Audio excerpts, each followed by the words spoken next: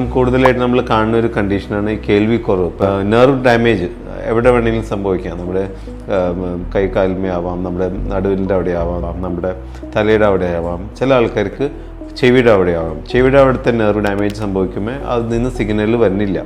ചെവിയുടെ സിഗ്നൽ കുറയുമ്പോൾ അത് ഭയങ്കര ഒരു ഇമ്പോർട്ടൻറ്റ് നെർവാണ്. ആ നെർവിന് ഹിയറിംഗ് ലോസ് സംഭവിക്കുമ്പോൾ ആൾക്ക് ഭയങ്കര ഒരു ഡിസ്റ്റർബൻസ് ഫേസ് ചെയ്യാം. ട്രീറ്റ്മെൻറ്റ് എല്ലാവർക്കും ഒരേപോലെ ആവണമെന്നില്ല. ചില ആൾക്കാർക്ക് കേൾവിക്കുറവുണ്ടെങ്കിലും ആവശ്യത്തിന് സംസാരിക്കാൻ പറ്റും, വലിയ പ്രശ്നങ്ങൾ ഉണ്ടാവില്ല. അങ്ങനെ വരുമ്പോൾ നമ്മൾ അവർക്കൊരു ഓപ്ഷൻ കൊടുക്കും. അത് ഈ കേൾവി വെച്ചിട്ട് നമ്മൾക്ക് നീട്ടിക്കൊണ്ട് പോകാൻ പറ്റുമോ, അല്ലെങ്കിൽ ഇതിനിപ്പോൾ ഒരു ട്രീറ്റ്മെൻറ്റ് വേണമെന്ന് ചോദിക്കും. പിന്നെ മരുന്നുകൾ വേണമെങ്കിൽ കഴിക്കാൻ പറ്റും. ചെവിക്ക് യൂസ്ഫുൾ ആയിട്ടുള്ള ചില മൾട്ടി വൈറ്റമിൻസ് അവൈലബിൾ ആണ്.